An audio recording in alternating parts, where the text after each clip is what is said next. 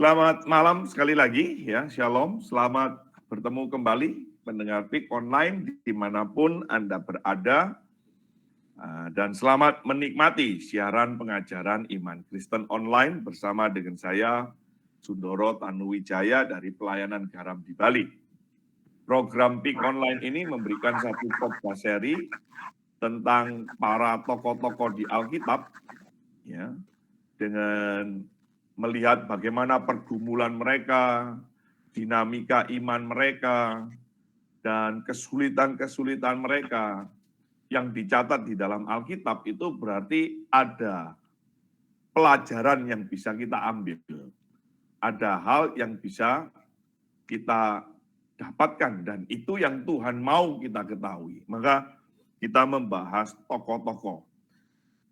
Saudara berdoa, untuk tahun depan mungkin saya akan tambahkan materi-materi yang lain. Selain kita membahas tokoh, mungkin kita membahas mengenai dari sisi sejarah, dari sisi dogmatika, dari sisi biblika, begitu ya. Jadi kita akan berkembang dan kita akan mengembangkan terus. Kira-kira seperti itu ya. Baik, Bapak Ibu Saudara-saudara, kita akan melihat di dalam Injil Yohanes pasalnya yang ketiga. Yohanes pasal yang ketiga, ayat 31, saya akan membacakan bagi Bapak Ibu dan saudara-saudara sekalian. Kita akan melihat sosok Yohanes untuk kedua kalinya. Setelah minggu lalu kita melihat pribadi Yohanes, kita akan melihat lagi dari Yohanes pasal 3, ayat 31, saudara-saudara, sampai ayat yang ke-36. Ya. 31, saya akan bacakan bagi Bapak, Ibu, dan saudara-saudara sekalian. Siapa yang datang dari atas adalah di atas semuanya. Siapa yang berasal dari bumi, termasuk pada bumi, dan berkata-kata dalam bahasa bumi. Siapa yang datang dari surga adalah di atas semuanya. Ia memberi kesaksian tentang apa yang dilihatnya dan yang didengarnya, tetapi tidak seorang pun menerima kesaksiannya. Siapa yang menerima kesaksiannya itu, ia mengaku bahwa Allah adalah benar. Sebab siapa yang diutus Allah, dialah yang menyampaikan firman Allah, karena Allah mengaruniakan Roh-Nya dengan tidak terbatas. Bapa mengasihi anak dan telah menyerahkan segala sesuatu kepadanya. Barang siapa yang percaya kepada anak, ia beroleh hidup yang kekal. Tetapi barang siapa tidak taat kepada anak, ia tidak akan melihat hidup, melainkan murka Allah tetap ada di atasnya. Nah, saya mengajak sekarang kita mundur bacanya, saudara-saudara ya. Kita lihat di dalam ayat yang ke-22. Sesudah itu Yesus pergi dengan murid-muridnya ke tanah Yudea, dan ia diam di sana bersama-sama mereka dan membaptis. Akan tetapi Yohanes pun membaptis juga di Ainon, dekat Salim. Sebab di situ banyak air, dan orang-orang datang ke situ untuk dibaptis. Sebab pada waktu itu Yohanes belum dimasukkan ke dalam penjara. Maka timbullah perselisihan di antara murid-murid Yohanes dengan seorang Yahudi tentang penyucian. Ya, tentang hidup kesucian. Lalu mereka datang kepada Yohanes dan berkata kepadanya, Rabi, orang yang bersama-sama dengan engkau di seberang sungai Yordan, dan yang tentang dia engkau telah memberi kesaksian. Dia membaptis juga dan semua orang pergi kepadanya. Nah ini murid-muridnya lapor kepada murid-muridnya Yohanes, kasih laporan tentang Yesus. Ya, tentang Yesus. Jawab Yohanes, tidak seorang pun yang dapat mengambil sesuatu bagi dirinya kalau tidak dikaruniakan kepadanya dari surga. Kamu sendiri dapat memberi kesaksian bahwa aku telah berkata, aku bukan Mesias, tetapi aku diutus untuk mendahuluinya. Yang empunya mempelai perempuan ialah mempelai laki-laki, tetapi sahabat mempelai laki-laki yang berdiri dekat dan yang mendengarkannya sangat bersukacita mendengar suara mempelai laki-laki itu. Itulah sukacitaku, dan sekarang sukacitaku itu penuh. Ia harus makin besar, tetapi aku harus makin kecil. Nah, saudara-saudara, di dalam kekecilannya ini, dia menjelaskan di dalam ayat 31 sampai ayat 36 tentang siapa pribadi Kristus yang harus semakin besar itu. Dan dia harus semakin kecil. Nah, saudara-saudara, sebelum kita lanjut, mari kita masuk di dalam doa, minta anugerah dan belas kasihan Tuhan, perenungan kita pada malam hari ini. Mari kita masuk di dalam doa. Bapa di dalam surga, kami sudah membaca firman-Mu. Mari Tuhan, berkaryalah, berdaulatlah atas kami. Berikan kami pengertian, pemahaman, supaya kami boleh bukan saja mengerti, tetapi menangkap isi hati-Mu, kehendak-Mu itu, dan kami boleh kerjakan. Karena Engkau dari surga, kami dari bumi. Tuhan dari surga ke bumi untuk membawa kami ke surga. Tetapi kami yang di bumi, berasal dari bumi, ingin ke surga. Dan kami melalui Yohanes kami boleh melihat bagaimana kami boleh mencapai itu. Satu kerendahan hati, satu penguasaan diri, satu sikap yang harus kami kerjakan di dalam perjalanan kami bersama dengan Engkau menuju ke surga. Mari Tuhan berkati hamba-Mu yang Kau tahu siapa dia. Berkati kami, jemaat-Mu, umat-Mu, dengan pergumulan kami masing-masing. Dengar doa kami, di dalam Kristus Yesus Tuhan, kami memohon, kami berdoa. Amin. Bapak, Ibu, saudara-saudara, tidak banyak informasi tentang kehidupan Yohanes Pembaptis yang dicatat di dalam Alkitab.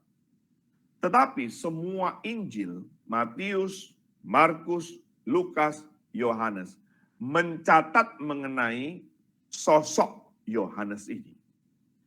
Ini membuktikan bahwa Yohanes adalah tokoh yang penting dan berpengaruh di dalam pelayanannya Yesus.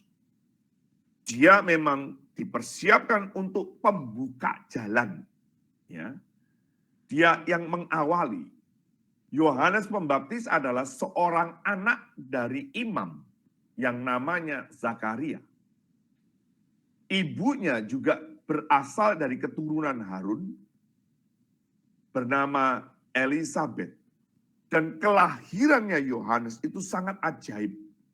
Kelahiran yang dinubuatkan sama seperti Kristus. Jika kita melihat kisah kelahirannya, maka saudara akan menemukan satu karya Tuhan yang luar biasa. Kenapa luar biasa?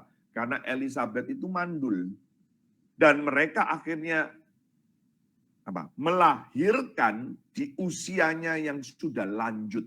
Nah, saudara, kita sudah belajar ini dan kita sudah melihat di dalam Injil Lukas pasalnya yang pertama. Maka saudara akan melihat karya Tuhan yang begitu luar biasa. Mengingatkan karya Tuhan, janji Tuhan kepada Bapak Abraham. Sehingga mereka mempunyai anak di usianya yang sudah lanjut. Nah, Yohanes Pembaptis dewasa, dia hidup di padang gurun Yudea, saudara. Dan di sanalah ia menerima panggilan sebagai seorang nabi atas Israel. Dan setelah roh kenabian itu menghinggapi dia, ia terkenal menjadi pengkhotbah yang memanggil seluruh umat untuk bertobat Ini luar biasa. Saudara-saudara, dia ada di padang gurun, tidak ada mikrofon, tidak ada publikasi, tidak ada WA, tidak ada medsos, tidak ada traktat yang dibagikan. Tetapi saudara menemukan orang berbondong-bondong ya, datang ingin mendengarkan khotbahnya Yohanes Pembaptis. Nah, ini pelajaran ya saudara ya. Kadang-kadang kita bergantung kepada marketing, publikasi. Saudara-saudara, saya membimbing mahasiswa-mahasiswa teologi. Saya membina anak-anak muda. Saya mengingatkan ketika engkau berkhotbah, fokuslah kepada firman. Ketika kita menyampaikan firman, di sini ada majelis, di sini ada pengerja, di sini ada hamba Tuhan, di sini ada penatua yang juga ikut. Ketika kita menyampaikan firman, fokus kepada firman. Ketika kita mendapat tugas berkhotbah, fokuslah kepada firman. Lepas saudara ada publikasi atau tidak, lepas di mana tempatnya, selama firman itu diberitakan, itu akan menjangkau, menjaring, membawa orang kembali kepada Tuhan. Nah, ini penting sekali. Maka orang berbondong-bondong datang mencari Yohanes Pembaptis. Di mana? Di padang gurun. Dan mereka akhirnya bertobat dan memberi diri untuk dibaptis. Mereka mengakui dosa-dosa mereka. Nah, saudara-saudara, khotbah yang powerful, khotbah yang baik, bukan yang lucu. Khotbah yang powerful, khotbah yang baik, bukan khotbah yang menyenangkan telinga. Yohanes Pembaptis khotbahnya itu tajam sekali. Dia mengatakan, hai kamu keturunan ular beludak, bertobat kamu, kerajaan surga sudah dekat. Itu satu teguran, saudara-saudara. Dia mementingkan pertobatan. Khotbah yang baik, khotbah yang benar. Itu mengutamakan bagaimana pribadi Allah yang berdaulat, yang berkuasa. Yang kedua, dia harus menekankan pertobatan. Maka manusia yang jauh kepada Allah, manusia yang sudah berdosa, harus kembali kepada Allah. Dan disitulah kerajaan surga hadir. Disitulah shalom itu hadir. Sejahtera itu hadir. Karena ada Tuhan yang ditinggikan, Tuhan yang diberitakan, ada berita pertobatan. Nah, inilah Injil, saudara. Inilah Injil. Bukan hanya menyerukan pertobatan kepada seluruh umat Israel saja. Yohanes Pembaptis itu berani menegur, saudara, orang-orang Farisi, orang-orang Saduki. Pada waktu mereka di Sungai Yordan, itu orang Farisi, orang Saduki dibilang, kamu keturunan ular beludak. Wah, itu orang bisa tersinggung, saudara-saudara. Bisa marah. Saya beberapa kali, saudara-saudara, orang mendengar khotbah saya marah. Tersinggung. Ya, saya juga enggak tahu mereka marah atau tersinggung, begitu ya. Pokoknya mereka marah dan tersinggung. Tetapi akhirnya mereka menjadi orang yang suka mendengarkan khotbah saya. Dan dari situ dia cerita, saya dulu dengar khotbahmu itu, benci sekali, nyebelin sekali. Tapi waktu mereka dengar, mereka akhirnya Tuhan ganggu. Dan mereka menjadi orang yang suka mendengar khotbah-khotbah saya. Sebaliknya, ada orang yang suka puji-puji saya. Ujung-ujungnya mereka membenci saya, memojokkan saya. Maka saya tidak mau terganggu, mau dipuji, mau diolok, dihina, saya tidak mau terganggu. Belajar seperti Yohanes Pembaptis. Sejauh itu teguran firman Tuhan untuk umatnya, kita harus sampaikan.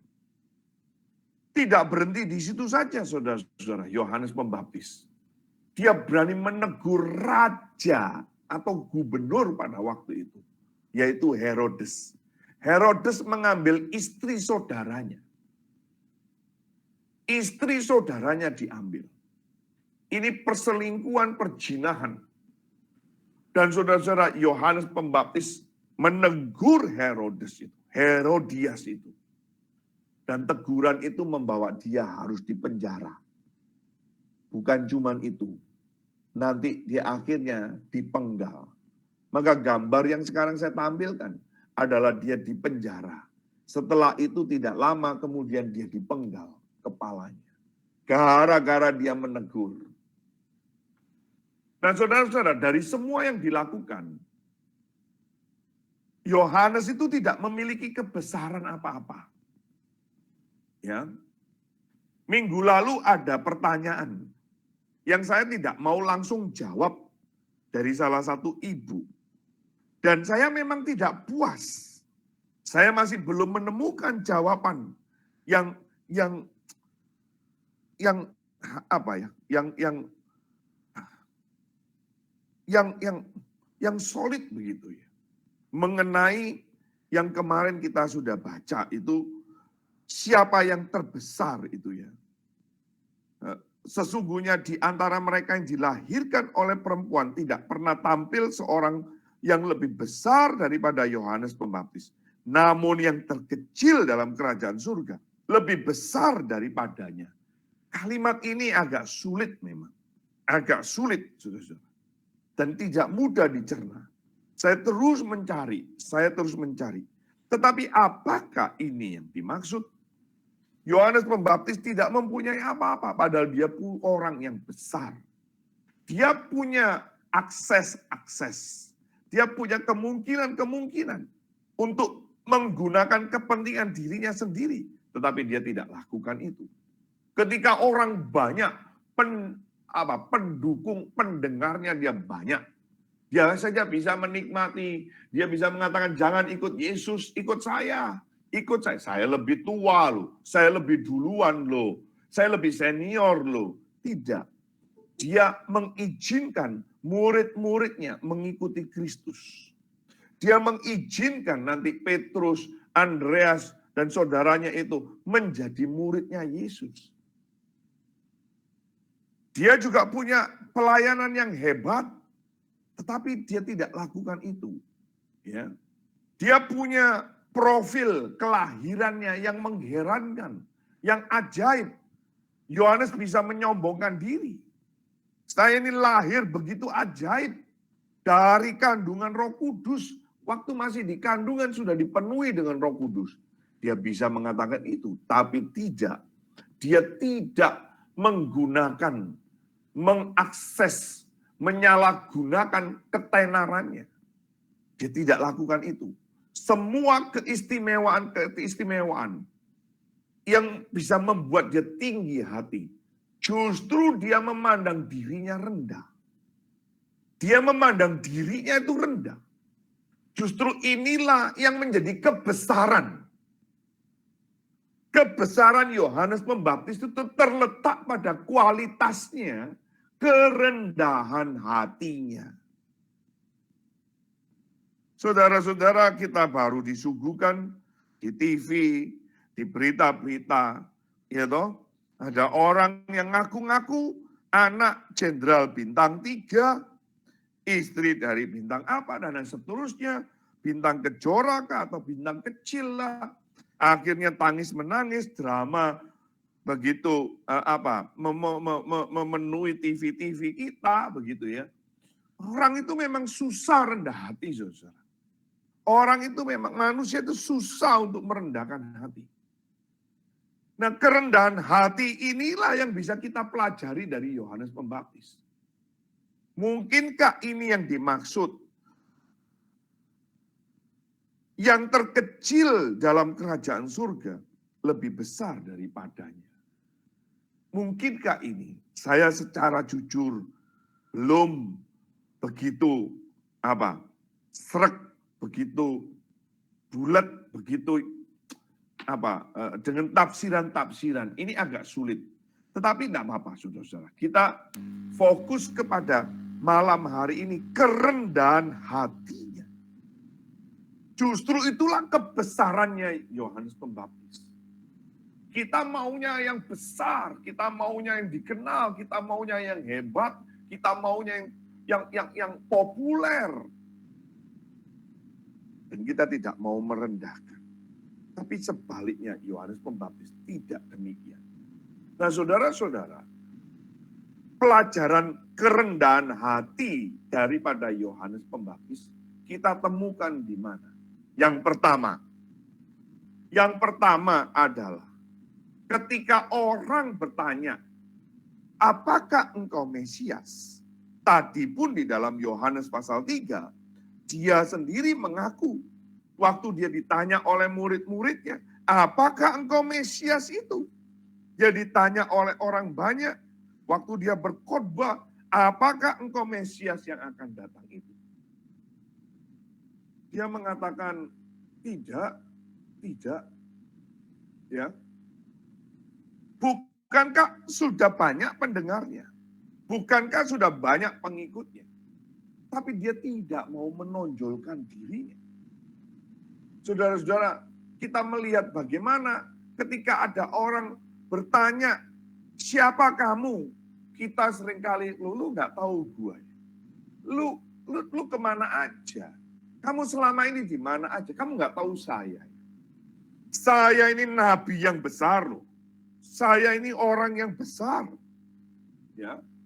Siapa kamu? Terus saudara mulai tuangkan kartu nama lah. Saudara mungkin mulai minta orang kasih tahu dia. Dia nggak tahu saya. Dia nggak tahu saya. Saudara-saudara, itu kita. Tetapi Yohanes Pembaptis tidak. Dia mengatakan tidak, aku bukanlah Mesias. Kejujuran, jujur sekali. Walaupun dia sudah terkenal. Aku bahkan tidak layak untuk membuka tali kasut daripada Mesias. Jangan sebut aku Mesias. Aku bahkan tidak layak membasuh kakinya. Ini ada di dalam Injil Lukas pasal yang ketiga. Injil Lukas pasal yang ketiga, ayat yang ke-15. Saya bacakan bagi Bapak Ibu dan saudara-saudara sekalian. Lukas pasal 3 ayat 15, demikian bunyi firman Tuhan. Tetapi karena orang banyak sedang menanti dan berharap dan semuanya bertanya dalam hatinya tentang Yohanes, kalau ia adalah Mesias. Yohanes menjawab dan berkata kepada semua orang itu, aku membaptis kamu dengan air, tetapi yang lebih berkuasa daripadaku akan datang, dan membuka tali kasutnya pun aku tidak layak. Ia akan membaptis kamu dengan Roh Kudus dan dengan api. Saudara perhatikan ini. Yohanes dia tidak mengambil kesempatan ketenarannya itu. Dia tidak ambil ini kesempatan. Mumpung orang-orang percaya kepada saya.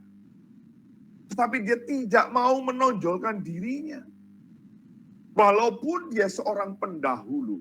Walaupun dia memiliki kisah yang sangat besar, sangat hebat, sangat ajaib. Maka saudara-saudara ya, kebanyakan orangnya ketika menjadi Kristen berpikir, sungguh Kristus itu untung dapat saya. Kita orang Kristen seringkali mikir, gereja ini ya untung dapat saya loh ya. Gereja ini untung ada saya. Untung saya bergereja di sini. Jadi gereja harus berterima kasih sama saya. Tuhan harus berterima kasih kepada saya. Saudara-saudara, kita merasa kita sebagai seorang sarjana. Kita mendapat penghargaan utama. Kita sebagai seorang pengusaha. Saudara-saudara, ini yang menjadi salah banyak pikiran orang-orang. Maka di gereja itu saudara-saudara ya, kadang-kadang kita tanpa sadar, kita masih terbawa pikiran-pikiran. Kalau dia orang kaya, lalu kita ekor goyang, ketawa hehehe, kita begitu ramah. Tapi begitu kalau dia orang miskin, orang yang hina, kita begitu kecut, kita begitu panjang muka, kita begitu tegas, kita begitu berani, bahkan mungkin kita mengusir orang itu. Saudara-saudara, Tuhan tidak berterima kasih kalau kalau saudara jadi umatnya. Saudara dan saya berterima kasih mau dijadikan umatnya. Tuhan bisa menjadikan batu-batu itu untuk memuji Dia. Tuhan bisa itu seluruh binatang-binatang yang buas, binatang-binatang yang besar, binatang-binatang yang lucu-lucu. Itu Dia bisa jadikan pengikutnya. Kalau saudara merasa Yesus beruntung karena saudara ada di dalamnya. Kebalik, saudara. Itu kesombongan. Itu bukan kerendahan hati. Saudara-saudara, Yesus pilih murid-murid. Lalu, sungguh beruntung ya, Yesus punya murid-murid begini. Enggak, kebalik pikiran. Murid-murid yang dipilih itu pun masih ada yang memberontak, yang mengkhianati Dia. Saudara-saudara, ini banyak pikiran orang yang Kristen itu terbalik karena mau menonjolkan diri. Ya, menonjolkan diri. Maka saudara-saudara, ini perlu kita belajar. Ya. Ada orang yang pernah mengatakan kepada saya, ini kalau aku dibaptis di gereja ini, ya, sungguh itu satu kemuliaan bagi gereja itu. Karena saya ini orang terkenal. Gereja ini terkenal akan gara-gara saya. Saudara,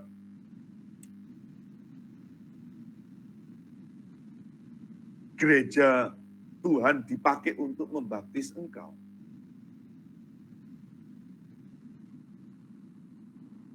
Mungkin saja ikut terkenal. Tetapi kalau saudara tidak ditangkap, tidak mendengar firman, tidak dilayani oleh gereja itu, saudara tidak ditangkap, saudara tidak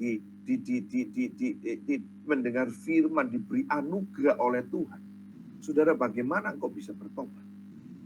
Ini saudara, seringkali ada orang yang juga mengatakan, ini satu berkah bagi pendeta, untuk bisa aku duduk di antara jemaat.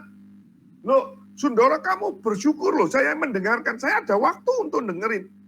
Tahu nggak Sundoro, saya kalau jaga toko ini ya, saya daripada ikutin PIK ini, saya bisa untung loh. Saya bisa untung. Kamu mestinya berterima kasih kepada saya. Ya, berapa banyak yang saya sudah korbankan untuk PIK ini. Saudara-saudara, kebalik. Yohanes Pembaptis tidak lakukan itu. Yohanes Pembaptis itu lahirnya diberitakan oleh malaikat.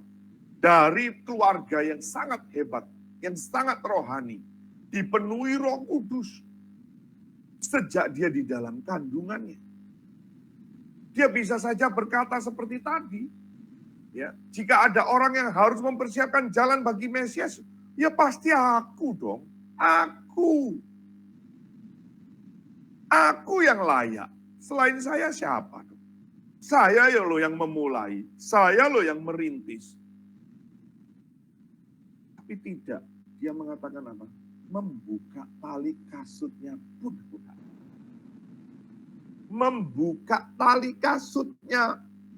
Itu tugas daripada seorang budak hamba. Tapi dia masih mengatakan saya tidak layak. Inilah orang besar, saudara.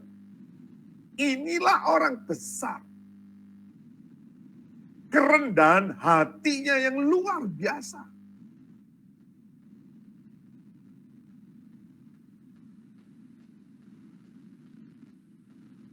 Saudara-saudara, saya sering mendengar, bahkan saya pernah juga berkata seperti ini. Itu kalau nggak ada saya. Itu dulu gua loh. Itu saya loh. Itu saya. Beberapa minggu yang lalu saya ada pembicara dengan beberapa rekan-rekan pendeta, dengan rekan-rekan hamba Tuhan. Lalu kita berbicara mengenai rotasi penempatan hamba Tuhan. Dan ini menjadi persoalan yang sudah lama, sudah pelik, sudah usang sebetulnya. Pendeta-pendeta yang senior tidak mau dipindahkan, tidak mau dirotasikan.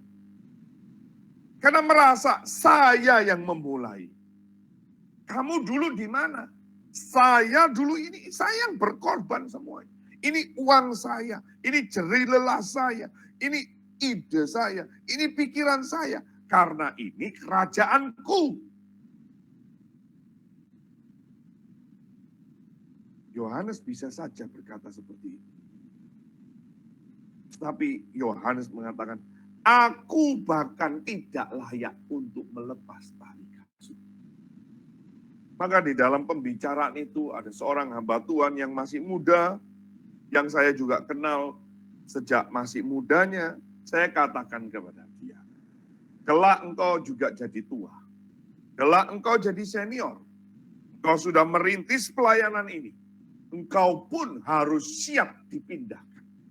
Engkau pun jangan takut untuk dipindahkan.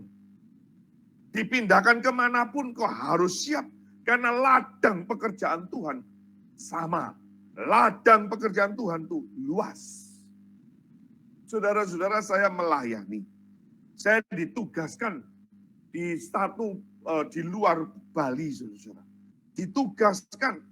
Saya melayani 3 tahun, saudara-saudara. 3 tahun merintis pelayanan. Mengumpulkan orang. Tidak begitu banyak. Yang ada hanya guru-guru saja. Dan minta maaf, guru-guru tidak ada uangnya, saudara-saudara. Tidak ada uangnya. Sehingga, saudara-saudara, hotel dan makan itu saya harus bayar sendiri. Hotel dan makan saya harus bayar sendiri. Keluar uang sendiri. Memang tiket pesawat saya dibayari oleh gereja yang mengutus. Tetapi hotel, penginapan, dan makan saya bayar sendiri. Setelah 3 tahun, saudara-saudara, pelayanan. Setelah 3 tahun setengah, mulai ada jemaat, lalu diambil alih oleh gembala. Ya sudah, silakan. Silakan. Silakan. Langsung saya digeser, langsung diambil alih. Ya sudah. Karena ini bukan punyaku, ini bukan jemaatku, ini bukan pelayananku, ini bukan kerajaanku. Saya tidak layak. Melepas tali kasutnya pun tidak layak. Ini pelajaran yang saudara dan saya perlu ambil daripada Yohanes Pembaptis. Maka saudara ditempatkan dimanapun, saudara ditempatkan oleh Tuhan atau gereja atau organisasi, silakan. Saya selama bergereja, saudara-saudara, saya selama berjemaat di gereja, saya sudah 3 kali pindah, Surabaya, Bali, 2 gereja.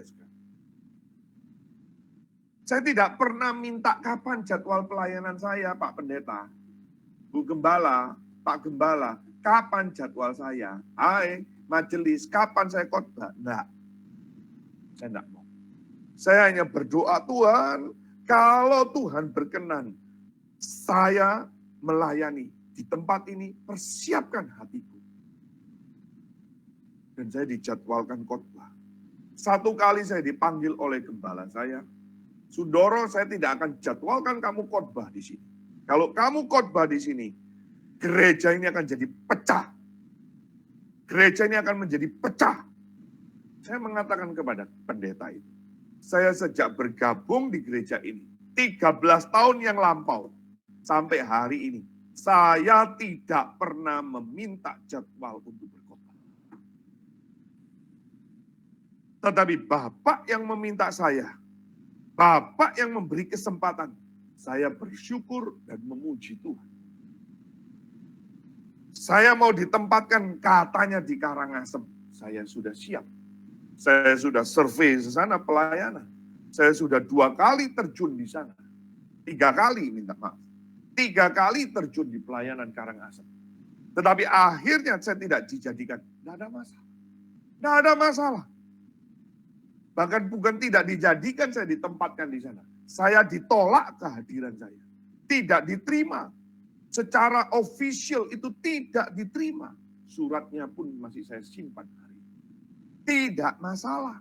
Karena memang membuka tali kasutnya pun saya tidak layak.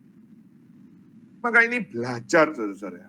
Kerendahan hati yang tidak mau menonjol, itu tidak mudah. Tidak mudah. Saudara rendah hati karena saudara tidak punya kapasitas, itu beda. Saudara rendah hati karena saudara tidak mampu, itu beda. Ya saudara rendah hati, pasti karena saudara tidak punya kemampuan. Tetapi kalau saudara sudah punya kemampuan, saudara punya kelebihan, saudara sudah terbukti, saudara sudah mempunyai pendengar seperti Yohanes Pembaptis. Saudara diikuti oleh banyak orang. Saudara dikagumi oleh banyak orang seperti Yohanes Pembaptis.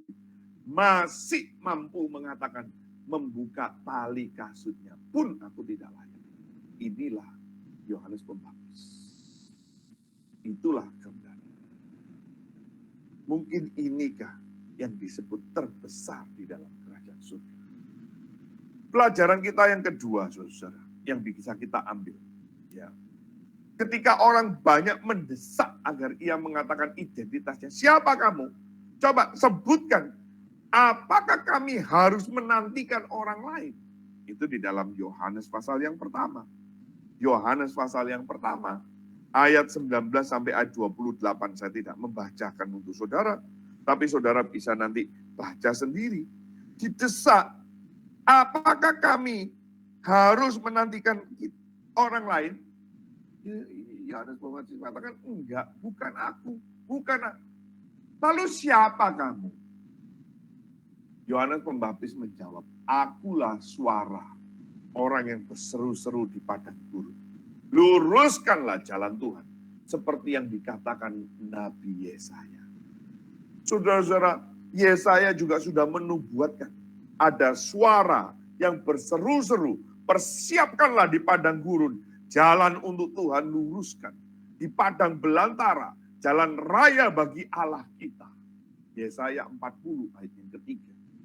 Saudara-saudara, Yohanes ini hanya menyamakan diri dengan suara yang berseru-seru. Saya ini tidak ada apa-apa, saya hanya suara. Suara setelah didengar ya hilang. Suara setelah muncul keluar dari mulut ya selesai. Tapi ribuan orang bertobat. Suara itu tidak kembali sia-sia. Suara itu menggenapi tujuannya Tuhan. Ini sukses yang sangat besar, saudara-saudara. Maka dari sini kita belajar, saudara-saudara. Tidak penting ya, achievement saudara itu apa? Prestasi saudara itu apa? Tidak terlalu penting pencapaian-pencapaian saudara itu apa? Tidak terlalu penting apakah saudara itu dikenal atau terkenal atau tidak dikenal. Yang dikenal ya, terkenal gitu. Tidak penting. Tapi yang penting itu adalah fulfillment, penggenapan. Apakah yang kita kerjakan itu menggenapi kehendak Tuhan.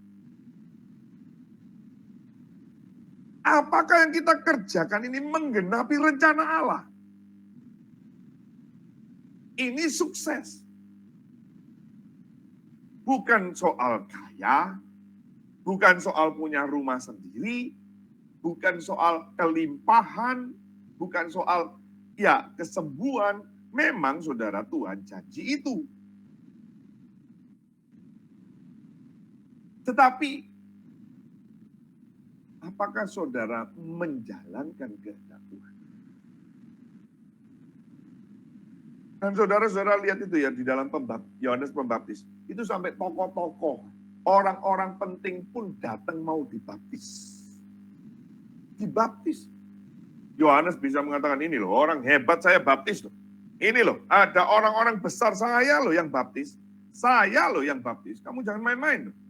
Kamu baptis berapa? Kamu baru baptis siapa? Ya, kamu rakyat jelata. Saya membaptis tokoh-tokoh.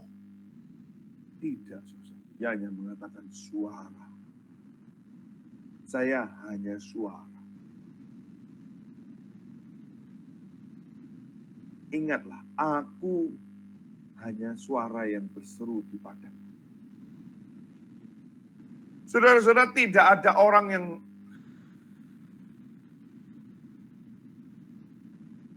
hebat di mata Tuhan.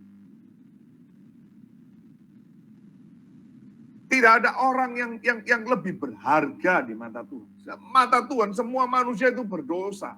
Saudara dan saya di hadapan Tuhan itu remeh, hina. Dan saudara sebagai pemberontak, sudah tidak taat. Sombong lagi. Mari kita belajar, saudara. Bahwa memang Tuhan, aku di hadapan. Aku hanya debu. Kalau saudara dihina orang, saudara nggak usah tersinggung. Nggak usah ambil parang. Nggak usah ngambil samurai. Nggak usah panggil dukun. Nggak usah marah. Karena memang saudara dan saya hina kok. Hina. Dari debu tanah liat. Saudara dan saya itu hanya apa? Sebutir debu yang sedang menempel di jubahnya Tuhan. Maka semakin saudara merendahkan diri. Kalau bisa izinkan orang itu merendahkan saudara sampai sudah tidak ada lagi yang bisa direndahkan. Tapi kalau Tuhan yang merendahkan saudara, alamat celaka. Kalau Tuhan sendiri yang merendahkan kita, tidak ada satu tangan yang bisa menahan. Tetapi sebaliknya kalau Tuhan yang mengangkat dan meninggikan kita, tidak ada satu tangan pun yang juga bisa mengatakan tidak setuju. Maka sekali lagi saudara, apakah yang kita kerjakan, apakah yang kita layani, apakah yang kita doakan, apakah yang kita lakukan, itu menggenapi janji firman Tuhan. Ini kunci. Penggenapan. Ya tentu saudara kalau berprestasi pujilah Tuhan. Saudara tentu kalau disembuhkan pujilah Tuhan. Saudara kalau diberkati pujilah Tuhan. Tapi jangan sombong. Jangan sombong. Saudara-saudara kita sudah belajar ya mengenai di dalam Alkitab itu ada orang kaya dan Lazarus. Orang kaya dan Lazarus. Orang kaya ini dia hanya menikmati kekayaannya untuk dirinya sendiri. Menutup pintu bagi Lazarus. Dan Lazarus mendapat kelegaan melalui apa jilatan-jilatannya anjingnya dia itu. Tapi saudara-saudara dibalik setelah itu, orang ini ingin mendapatkan kelegaan lidahnya dari tetesan air dari tangan Lazarus. Tidak mendapat. Orang miskin Lazarus itu mendapat kelegaan dari jilatan anjing atas borok-boroknya. Orang kaya di neraka itu tidak mendapat kelegaan. Dan saudara-saudara, Alkitab tidak mengajarkan kita anti orang kaya, ya, lalu pro orang miskin, tidak, ya. Kita tidak berbicara soal itu. Tetapi perumpamaan ini mengingatkan bagaimana orang-orang Farisi yang cinta uang, dia bukan hamba Tuhan, tetapi hamba uang. Yang maunya hanya untuk diri sendiri. Maka saudara yang punya uang, juga saudara harus berpikir, saudara harus cerdik, mintalah bijaksana dari Tuhan. Bagaimana menggunakan mamon itu untuk menggenapi kerajaan surga. Menggenapi karya Tuhan. Saudara menikmati mamonmu, boleh. Saudara menikmati hasil kerja saudara, boleh. Tetapi jangan sampai mamon itu menjadi tuan saudara. Memperhamba saudara. Kita lebih giat mencari mamon, tetapi tidak mencari kebenaran Tuhan. Kita tidak giat bagaimana menggenapi rencana Tuhan. Kita ngotot cari uang, tetapi kita tidak ngotot bagaimana menggenapi janji Tuhan dalam hidup kita. Ini Yohanes. Yang ketiga, saudara. Pelajaran yang ketiga. Ketika para murid Yohanes itu protes ya, kepada dia. Loh, itu lo lihat. Muridnya Yesus itu. Mereka punya murid dan mereka membaptis juga. Wah, kamu punya saingan ini. Kamu punya saingan. Tadi Yohanes pasal 3 yang tadi kita sudah baca, saudara. Dapat laporan. Lo lihat itu, mereka itu mengumpulkan massa lo. Banyak sekarang kamu kalah lo. Ada saingannya. Yesus membaptis lebih banyak orang daripada kamu. Kamu mulai dikalahkan olehnya. Dia mendapat sukses yang lebih besar daripadamu. Ayo, kamu ini gimana Yohanes? Bangun, Yohanes bangun. Kamu loh yang merintis dulu, kamu yang mengawali. Terus orang itu malah teriak-teriak, oh Mesias, Mesias. Kamu kan yang Mesias, kamu yang Mesias kan? Ya toh, kamu Yohanes. Loh kalau kamu caranya gini loh Yohanes, nanti gak ada orang ya, followermu akan habis loh. Viewermu akan habis loh. Orang berpindah loh.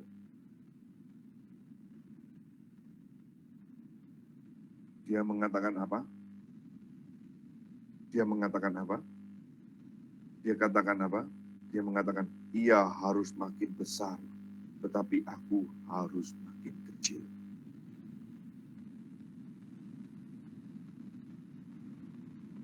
Tidak cemburu, tidak ada persaingan, apalagi kepahitan. Saudara-saudara, hari ini gereja-gereja itu persaingannya begitu ketat, saudara-saudara. Sampai ada ungkapan-ungkapan, jangan mencuri domba. Jangan mencuri domba. Loh, pertanyaannya itu loh, domba sopo? Ini dombanya siapa? Domba gerejamu? Atau dombanya Tuhan? Kenapa domba itu sampai pindah? Kalau dia tidak mendapat makanan yang cukup, tidak perhatian yang cukup, tidak bertumbuh yang cukup, terus dia pindah ke gereja lain. Bukan salahnya gereja, bukan gereja lain itu mencuri domba. Kamu yang tidak memperawat domba-dombamu. Itu yang di dalam Yeremia. Di dalam kitab Yeremia, Tuhan menegur, kamu gembala, kamu hanya ngambil susu-susunya saja. Kamu hanya ngambil kulit-kulitnya, bulunya, kamu untuk keuntunganmu sendiri. Kamu tidak memperhatikan domba-dombaku. Tuhan. Kamu sembelih domba-dombaku.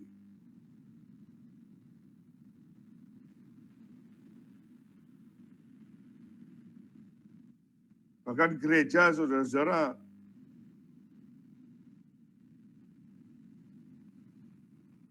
saudara mungkin tidak keluar di gereja lalu dikatakan, jangan membuat pemecah belah ya, pemecah belah ya. Kamu memecah belah ini. Pemecah belah kamu ini. Saudara-saudara, saya label-label seperti ini saya sudah alami. Sudah alami. Dianggap pemecah belah. Pemecah belah ini. Ayo Sundoro, PIK ini bubarkan. PIK ini bubarkan. Kamu memecah belah ini. Bawa ke gereja.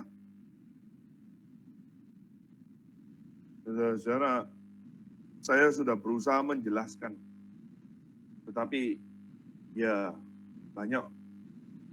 Saya tidak melihat, saya tidak tahu. Adakah teman-teman rekan saya ini ada nama yang rekan pelayanan saya ini hadir.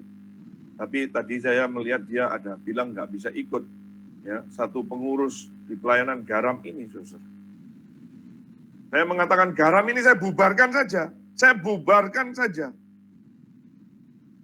Supaya mereka tahu bahwa pelayanan garam ini bukan Tuhan saya. Ini bukan ajang untuk aktualisasi diri saya. Walaupun pelayanan garam ini saya yang merintis 20 tahun yang lampau. Tapi saya bubarkan kok, saya rela, enggak apa-apa. Seluruh keuangannya persembahkan ke gereja, enggak masalah. Tapi ada satu rekan mengatakan, jangan Sundoro, jangan, lu ngapain? Kita nggak ngapa-ngapain. Kita nggak buat apa-apa, lalu kita dicap setan lah. Kita dipakai setan lah, dan sebagainya. Lalu kita nggak. Sudah banyak orang menerima berkat dari pelayanan garam. Kita masuk ke daerah-daerah. Kita masuk ke desa-desa. Kita masuk ke pedalaman. Kita buat kelas-kelas yang ada gereja-gereja tertentu tidak bisa jangkau. Kita bisa jangkau. Sudah begitu banyak karya Tuhan melalui kita. Saya mengatakan saya tidak mau supaya jangan-jangan garam ini Tuhanku. Saya tidak mendapat gaji dari garam itu. Malah saya berbagian. Saya mempersembahkan uang saya di dalam garam ini. Saudara, kadang-kadang pahit ya. Kadang-kadang pahit, kadang-kadang saudara jengkel sekali gitu loh, saudara. Kadang-kadang kita merasa, loh, gimana ya? Tetapi saudara-saudara, saya belajar juga, saya berproses. Saya tidak mau cemburu dengan rekan pelayanan saya. Saya tidak mau cemburu dengan rekan kerja saya. Saya tidak mau cemburu dengan gereja-gereja tertentu. Ini ada satu hamba Tuhan, saudara, dulu pemuda saya. Ya, sekarang dia merintis pelayanan di negara. Minggu kemarin saya melayani di sana. Saya sungguh bersyukur sepanjang pulang kemarin saya dari negara. Dengan hujan-hujan. Tapi saya bersyukur kepada Tuhan. Melihat ada jemaat-jemaat Tuhan dilayani. Kalau saudara lihat itu sekarang, lihat itu mereka duduk mendengar jemaatnya. Hasil pelayanannya. Dulu dia pemuda saya. Saya sampai sekarang satu jemaat tidak punya. Dia merintis di sana. Di negara. Sepanjang perjalanan pulang saya memuji Tuhan. Dan saya meneteskan air mata, bersyukur Tuhan pakai dia. Bersyukur. Ada lagi satu pemuda saya sekarang sebentar lagi S3, doktor.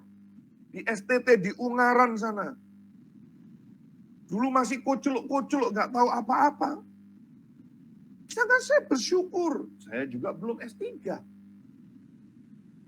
Saya baru ST manis. Saudara-saudara, mari kita belajar seperti Yohanes Pembaptis ini. Mempunyai hati yang luas.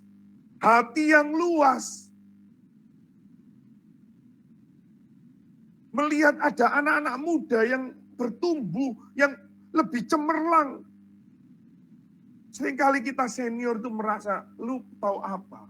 Lu jangan sombong ya. Kita malah tidak mendukung. Lalu kita cemburu. Yohanes Pembaptis itu bisa mengatakan, Yesus, gua yang lahir duluan loh, bukan kamu loh. Saya loh yang merintis duluan. Tidak. Tapi Yohanes Pembaptis mengatakan apa? Ia harus makin besar, aku harus makin kecil. Dia tahu posisinya. Dia tahu panggilannya. Dia tahu posisinya. Dia bukan Mesias. Dan Mesias itulah yang harus ditinggikan. Makanya ayat 31 sampai ayat 36 yang tadi kita sudah baca. Itu menjelaskan. Dia yang datang dari surga. Saya ini bukan dari surga. Saya ini dari bumi. Saya dari bumi. Ada rekan pendeta, saudara-saudara, rekan pelayanan. Dia mengatakan kepada saya, itu beberapa kali keluar dari mulutnya. Saya tidak bisa menyaingi engkau. Saya tidak bisa bersaing dengan Sundoro. Saya tidak bisa bersaing dengan kamu. Saya berkata, kenapa kamu selalu mengatakan, saya ini kompetitormu? Saya ini partner. Saya rekan kerja. Ya saya lebih tua. Tetapi engkau pimpinanku. Engkau pendetaku. Engkau hamba Tuhan yang resmi. saya akan tunduk kepadamu. 3 kali itu kalimat itu saya tidak bisa bersaing dengan Sundoro. Saya tidak bisa bersaing dengan Sundoro. Dan dia menusuk saya dari belakang, saudara. Saya keep silent saja. Karena bagi saya, saudara, ini tidak penting, tidak penting. Yesus yang harus menuju kemuliaan. Yesus yang harus dimuliakan. Yohanes Pembaptis akhirnya menuju titik nol, dipenggal. Sundoro juga nanti akan mati. Sundoro akan lenyap. Mungkin sebentar lagi saya mati, saya tidak tahu. Mungkin tahun depan saya mati, saya tidak tahu. Mungkin 10 tahun lagi saya akan mati, saya tidak tahu. Tapi itu tidak penting. Yang penting adalah bagaimana jiwa-jiwa kembali kepada Tuhan. Kembali kepada firman. Penerima Kristus menggenapi kerajaan Allah. Itu yang kunci. Itu kunci. Apakah Yohanes Pembaptis adalah seorang dengan latar belakang hebat tapi bukan siapa-siapa? No. Dia latar belakang yang hebat. Dan he is really something. Sampai Tuhan sendiri loh. Tuhan Yesus sendiri. Mari kita lihat ya di dalam Injil Matius pasal 11 yang minggu lalu kita sudah bahas. Yesus sendiri, saudara-saudara, mengatakan. Yesus sendiri mengatakan. Begini, saudara. Matius pasal 11 ya. Ayat 7 sampai 11. Setelah murid-murid Yohanes pergi, mulailah Yesus berbicara kepada orang banyak itu tentang Yohanes. Untuk apakah kamu pergi ke padang gurun? Melihat bulu yang digoyangkan angin kian kemari? Untuk apa Yohanes? Untuk apa? Hei kalian, kalian mau pergi ke padang gurun, mau dengar Yohanes Pembaptis, khotbah? Ayat 8, atau untuk apakah kamu pergi? Melihat orang yang berpakaian halus? Orang-orang yang berpakaian halus itu tempatnya di istana raja. Yohanes cuma pakai pakaian bulu domba. Kamu cari ke padang gurun, cari apa sih? Ayat 9. Jadi untuk apakah kamu pergi? Melihat nabi? Betul. Ini orang hebat? Betul. Ini nabi? Benar. Dan aku berkata kepadamu, bahkan lebih daripada nabi. Coba. Lalu kalau lebih daripada nabi itu apa itu? Dan ini Yesus sendiri loh yang ngomong. Yesus sendiri loh yang ngomong. 10. Karena tentang dia, tentang Yohanes, ada tertulis, lihatlah aku menyuruh utusanku mendahului engkau. Ia akan mempersiapkan jalanmu di hadapan. Aku berkata kepadamu, sesungguhnya di antara mereka yang dilahirkan oleh perempuan, tidak pernah tampil seorang yang lebih besar daripada Yohanes Pembaptis. Coba saudara-saudara.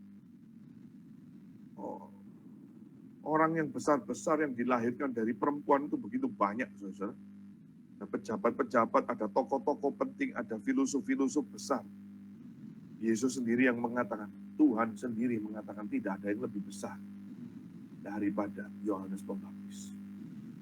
Saudara, itulah keindahan dari hal merendahkan diri, merendahkan hati di hadapan Tuhan. Ketika kita merendahkan diri, maka Allah sendiri yang akan meninggikan diri. Saudara tidak usah takut. Kalau direndahkan orang, dihina orang, diremehkan orang, tidak diperhitungkan orang, sudah tidak usah takut. Biar aja, kasih kesempatan. Kasih kesempatan. Kelak kita akan melihat bagaimana kita berada di tempat yang sangat tinggi di samping Allah.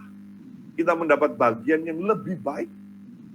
Dengan kasih karunia Allah, marilah kita memahami bagaimana rahasia kehidupan Kristen.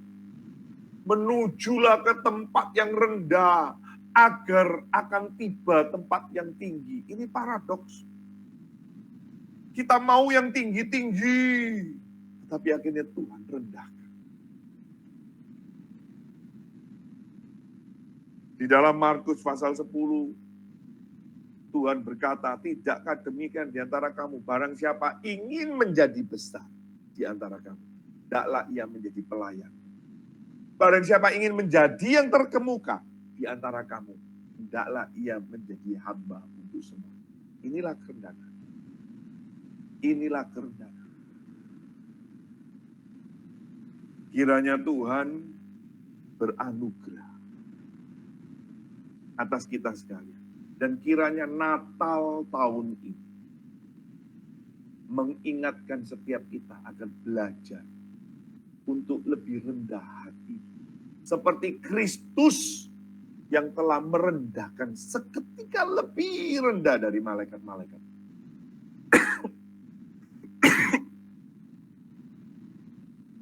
Merendahkan diri seperti Kristus.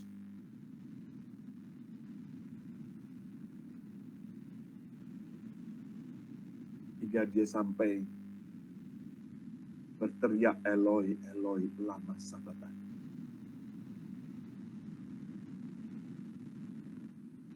Dan belajar seperti Kristus.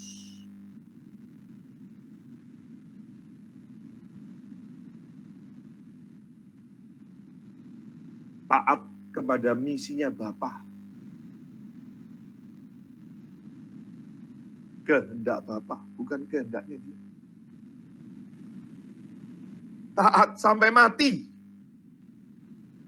Direndahkan sedemikian rupa.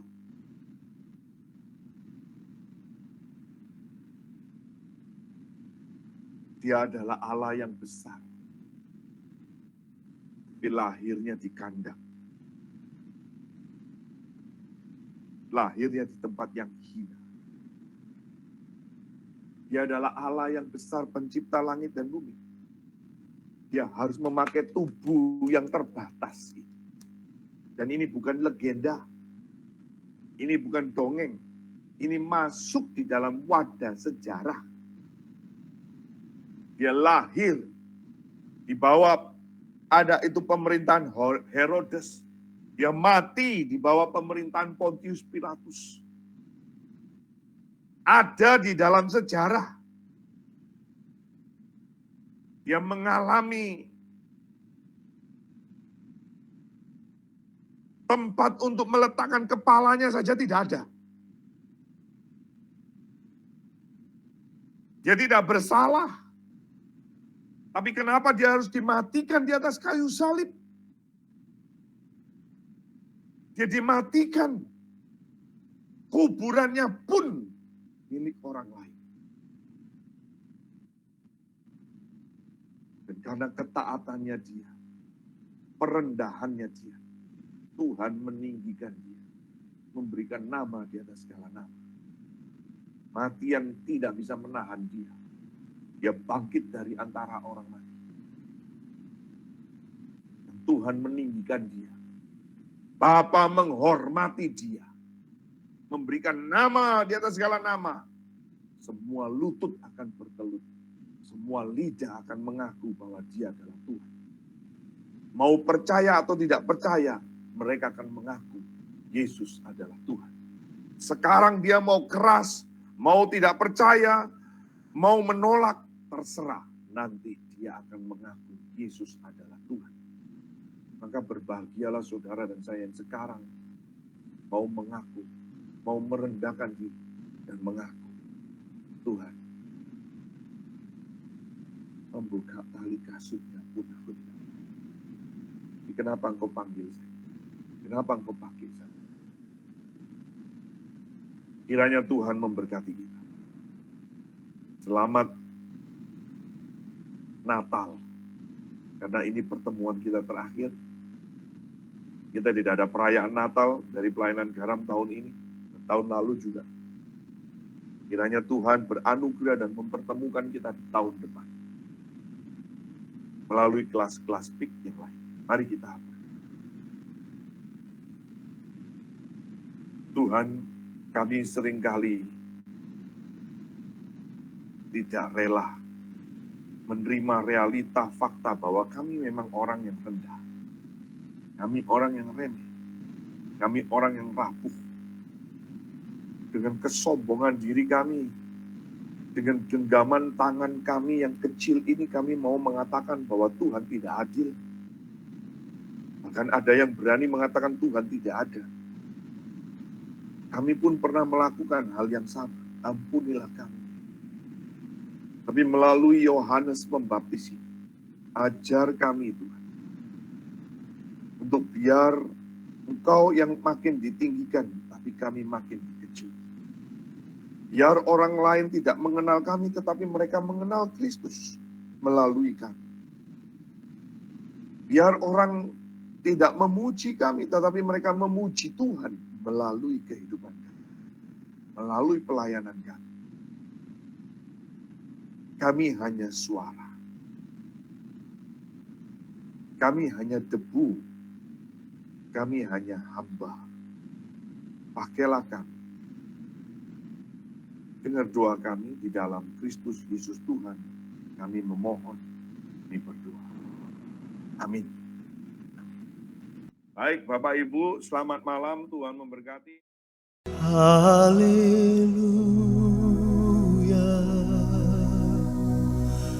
Haleluya. Ku sembah Engkau Yesus, Raja segala raja. Haleluya.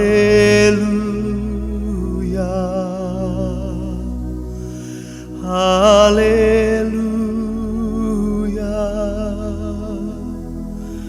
Namamu ditinggikan selamanya.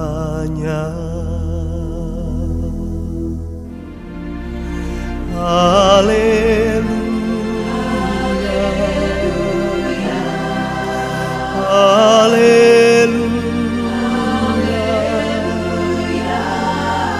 Ku sembah Engkau Yesus, Raja segala raja. Haleluya.